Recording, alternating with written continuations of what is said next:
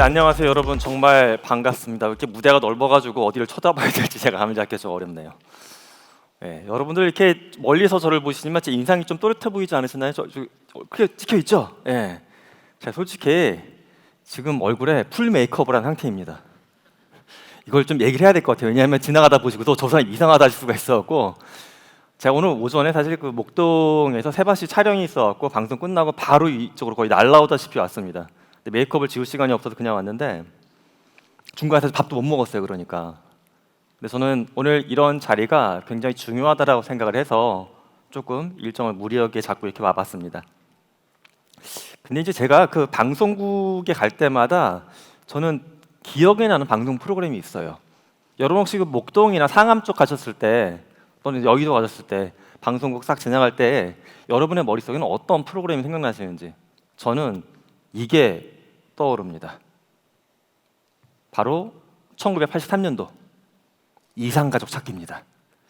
이거를 직접 보신 분도 여기 좀 계실 것 같고 또 젊으신 분들은 이건 난 교과서에서 봤다 하시는 분들도 있을 것 같아요. 다큐멘터리에서 보실 수도 있고. 이게 기네스북에도 올라갔던 방송입니다. 처음에는 이게 며칠 동안 잠깐 하려고 했던 방송인데 너무 인기가 있고 사람들이 계속 연락이 오니까 무려 138일 동안 이어진 방송이죠. 그 당시 기준으로 우리나라 인구가 4천만 정도였는데 이산가족이 1,000만 명 정도가 됐어요. 국민 4명 중에 1명이 이산가족이었습니다. 엄청나게 큰 연결의 단락이 있었죠. 그래서 방송에 출연했던 분들이 10만 명이 넘었어요. 10만 명이 넘는 사람이 이렇게 저렇게 방송에 나오고 방송에 동원된 인력만 해도 스텝이 1,600명. 찾아보기 힘들어요. 최종적으로 138일 동안 만났던 분이 10,000분 정도 가족을 찾았다고 합니다. 10,000명이나 찾아도 굉장히 마음에 좀 위안이 될 수도 있지만 사실 9만 명은 또 못 찾은 거기도 하죠. 그래서 제가 이 생각을 해봤어요.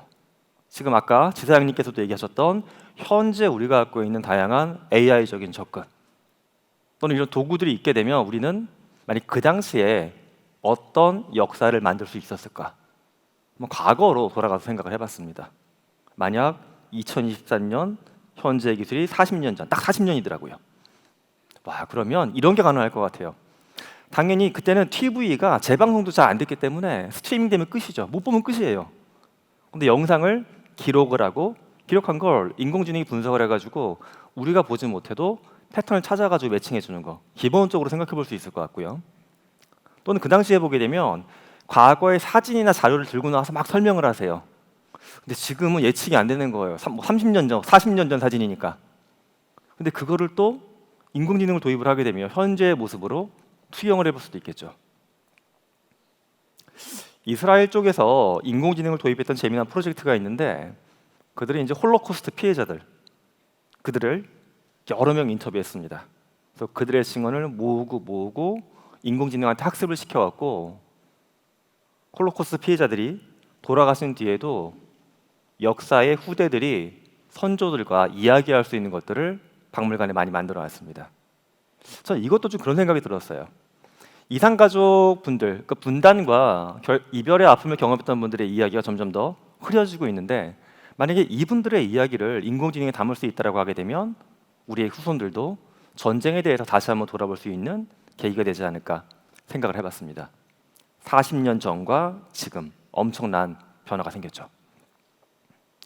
그런데 사실 저는 이런 생각도 들어요.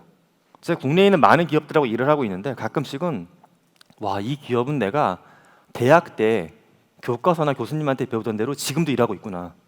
30년 전, 40년 전까지는 저는 솔직히 모르겠고 제가 30년 전에 대학을 다녔으니까 30년 전에 배웠던 대로 그대로 지금도 일을 하고 있는 기업들이 꽤 많습니다. 한편으로는 그 생각도 들어요. 이 기업이 안 망하고 있는 게 참 신기하다. 근데 사실 여러분의 업도 돌아보시게 되면 내가 현재 일하는 방식이나 우리 회사의 모습이 사실은 40년 전과 별반 다르지 않은 부분도 꽤 많이 찾아볼 수가 있습니다. 어찌 보면 40년이라는 시간이 굉장히 짧아서 그 기간 동안 별로 안 바뀐 게 큰 문제가 아니다라고 볼 수도 있지만 데이터만 놓고 보면 많이 바뀌었죠. 일단 이 당시에 없었던 거 앞서 자료에도 클라우드, 스마트폰, 소셜 이런 얘기 하셨었는데 40년 전에 여러분 인터넷이 없었어요. 스마트폰 당연히 없었고 그러니까 그런 시절에 일하는 방식과 지금 우리가 현재를 바라보고 미래를 예측하는 방식이 별반 다르지 않다라고 하게 되면 사실 우리는 지금 우리의 기업이나 조직이 생존하고 있는 것 자체가 신기할 정도로 놀라운 겁니다.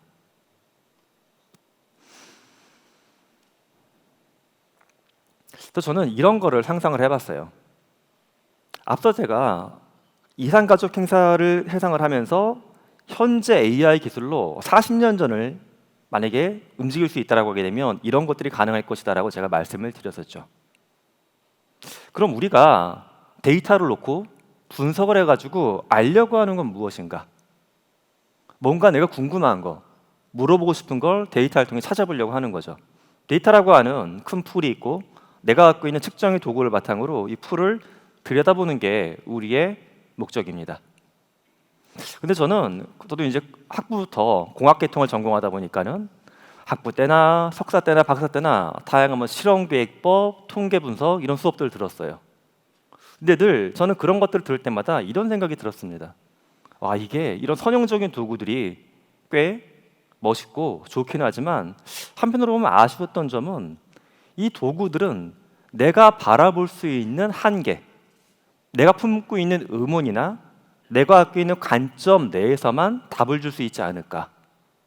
어쩌면 내가 협소한 시각을 갖고 있어갖고 관점을 넓히지 못하면 나는 처음부터 보지 못하는 것이 결정되어 있는 상태로 이 데이터를 들여다보고 있는 게 아닌가 하는 생각도 들었습니다.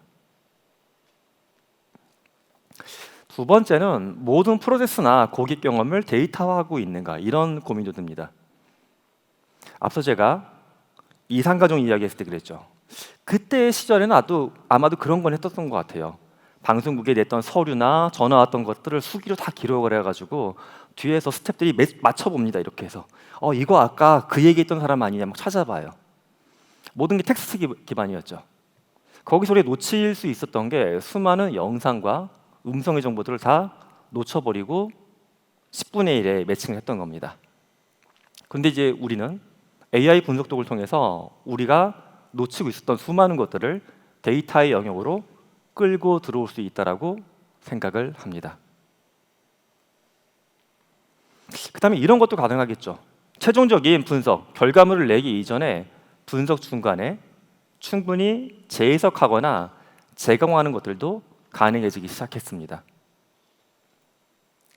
마지막으로는 앞서 언급했던 이스라엘의 홀로코스트 케이스처럼 결과만 보고 끝내는 게 아니라 미래 세대가 또는 우리의 다른 부서 또는 다음에 들어올 누군가가 이 데이터를 새롭게 사용할 수 있도록 재창조할 수 있느냐, 이 질문에까지도 우리는 대답을 할 수 있어야 된다고 봅니다.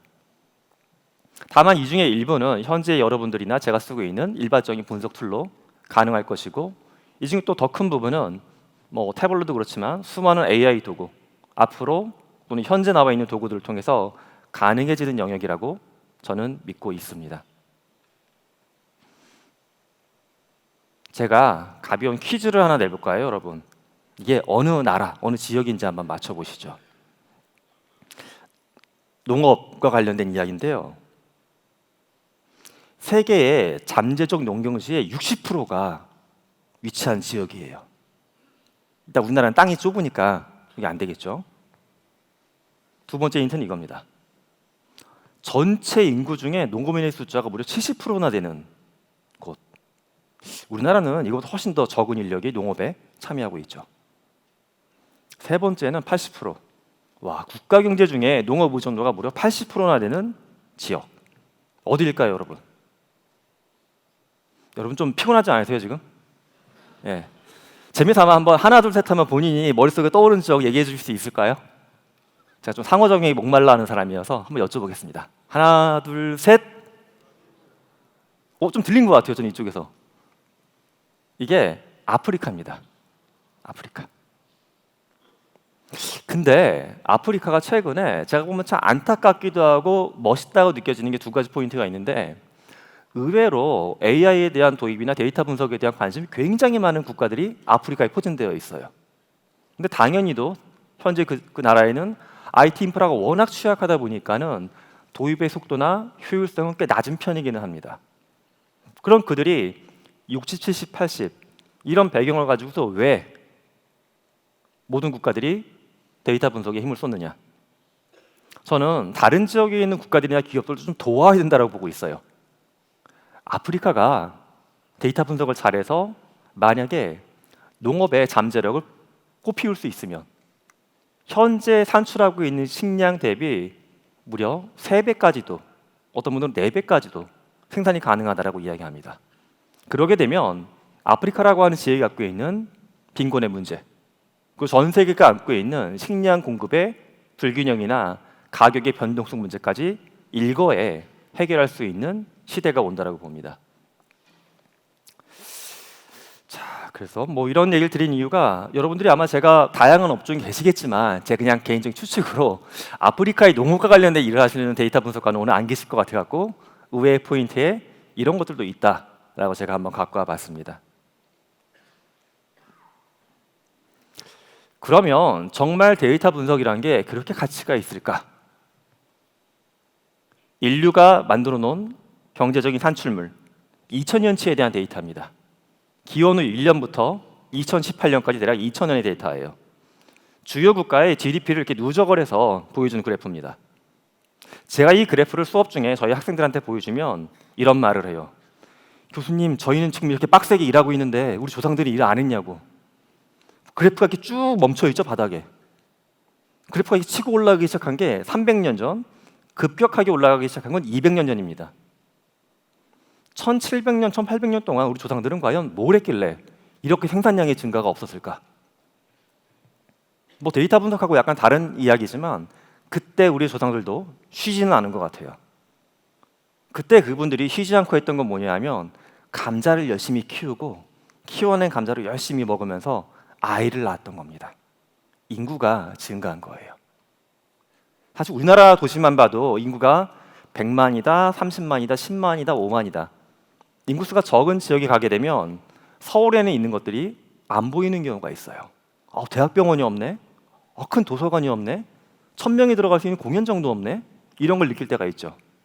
지구상의 인구가 일정 수 이상이 넘어가는 순간부터 우리는 무엇을 하건 간에 산업적으로 접근해 볼 수 있을 만한 하나의 커다란 풀을 확보를 한 겁니다.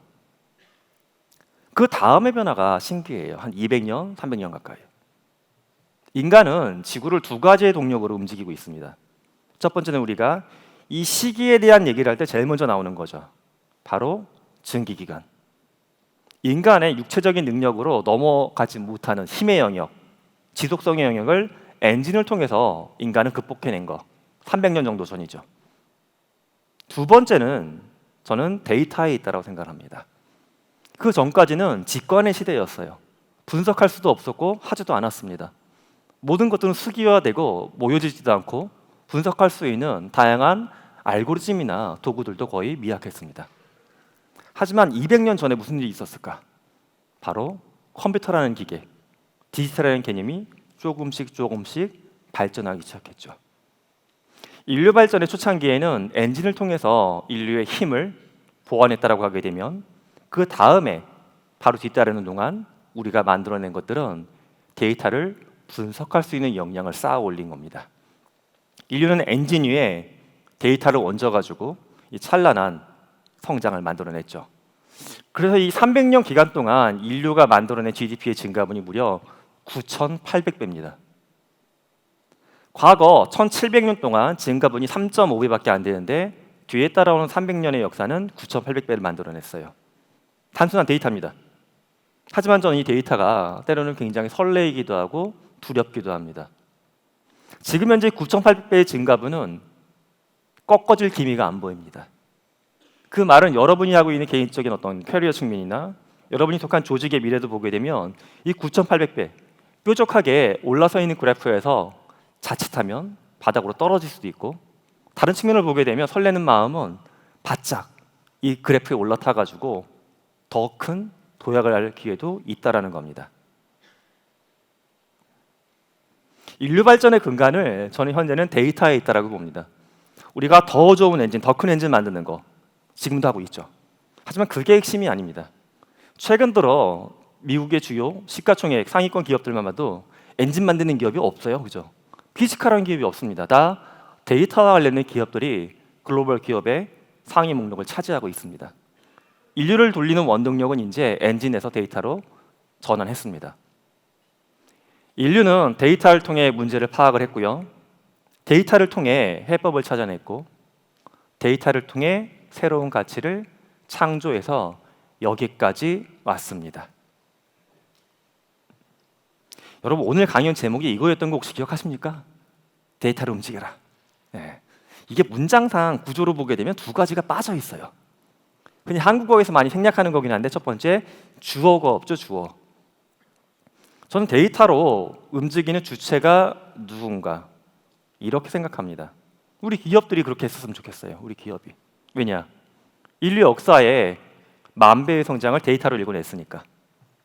하지만 여기서 저는 한 걸음 더 들어가서 이 주어에 들어갈 주인공이 당신이었으면 합니다, 여러분. 과거에는 힘들었어요. 제가 군인권에 있는 분들하고 일을 해보면 교수님 옛날에 뭐 20년 전, 30년 전 그 얘기예요. 그때는 말이에요. 컴퓨터도 없었고 주판으로 밤새 계산해가지고 합산해가지고 막 통계 돌려보고 했다고. 돌리는 게 아니라 사람을 돌리는 거였어요, 그때는. 근데 그게 지금 엑셀로 되고 있죠. 근데 엑셀의 시대를 넘어가서 우리는 다양한 빅데이터 분석 도구나 인공지능 도구로 넘어가고 있죠. 이제 여러분이 그저 주판 하나를 튕기는 데이터 분석가 100명 중에 한 명이 아니라 과거에 불과 40년 전에 1000명이 모여도 분석하지 못했던 것, 보지 못했던 것을 볼 수 있는 개인으로 넘어가는 시대입니다. 그렇기 때문에 저는 데이터로 움직이는 주체가 사실은 기업보다는 여러분들, 개인에 있다라고 말씀드리고 싶습니다. 그럼 우리가 과연 무엇을 움직일까? 두 번째, 목적어가 빠져 있어요. 고객을 움직여야 되겠죠. 고객의 마음을 움직이는 기업이 결국은 성공합니다. 고객을 움직이면 우린 더 큰 관점으로 세상도 움직일 수 있다라고 저는 믿습니다. 고객을 움직이고 세상을 움직이고 늘 또 세상에서 바뀌는 건 가치의 중심이죠. 사람들이 예전에는 데이터, 숫자 별로 관심이 없었어요. 하지만 현대 사회에서 컨텐츠, 데이터, 기호가 최대의 가치죠. 여러분 1980년대 가정의 가계부를 열어보면요, 문화 소비 관련된 항목들이 있어요. 퉁쳐가지고 그냥 영화 보는 게 다였어요. 책 사보고. 근데 지금 여러분만 봐도 본인의 지출 항목을 열어보시게 되면 데이터와 관련된 지출이 엄청 클 겁니다. 기본적으로 통신비부터 시작해서 정기 구독하고 월정액 서비스하고 이런 것들. 여러분이 데이터에 돈을 이미 엄청나게 많이 쓰고 있는 겁니다. 즉 가치가 새롭게 움직이고 있습니다. 이 과정에서 어떤 분들은 그런 말씀도 하세요. 하지만 지금 우리가 마주하는 기술은 너무 신뢰하기에는 아직 좀 이르지 않나. 유럽이 다른 대륙을 탐험할 때 유럽의 전체적인 면적은 전체 지구의 8분의 1밖에 안 되었습니다. 하지만 유럽인들은 콜럼버스를 비롯해서 마젤란까지 배를 띄우고 지구를 향해 나아갔죠. 결과적으로 그들은 나머지 8분의 7을 세상을 마주했습니다. 물론 저는 유럽이 잘했다라고 말씀드리는 건 아니에요. 그들의 역사는 한편으로 폭력적인 시대라고 볼 수도 있지만 유럽만의 관점을 놓고 보게 되면 그들은 거친 항해를 통해 세상을 발견한 겁니다. 아마 처음에 그랬을 거예요. 마젤란은 이 세상에 처음에 출항했을 때 250명이 넘는 선원을 데리고 나갔지만 항구에 돌아왔을 때 남아져 있던 선원은 불과 20명이 안 됐습니다. 마젤란도 중간 기착지인 필리핀에서 생을 마감했어요. 왜냐? 불확실했기 때문에 그렇죠. 지도가 온전하지 않고 탐험법, 독도법이 불완전하기 때문에 그들은 어려움을 겪었습니다. 우리가 마주하고 있는 데이터나 분석 도구들, 제가 보기에도 아직까지 100% 신뢰할 수 있다, 그렇지는 않은 것 같아요. 하지만 지도가 100% 등장했을 때 우리는 이미 늦었다라고 저는 봅니다.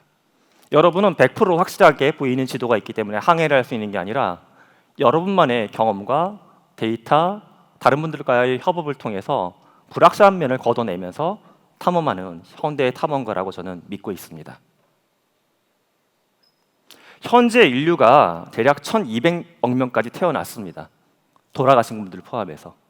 앞으로 지구상에는 이거보다 무려 100만 배가 더 많은 인류가 탄생한다고 합니다. 그 인류의 장대한 여정에서 저는 핵심 가치가 끊임없이 데이터에서 나오리라고 믿습니다. 여러분 모두가 데이터로 고객과 세상, 가치를 움직이시는 개인이 되셨으면 합니다. 지금까지 인지과학자 김탄균이었습니다. 여러분 감사합니다.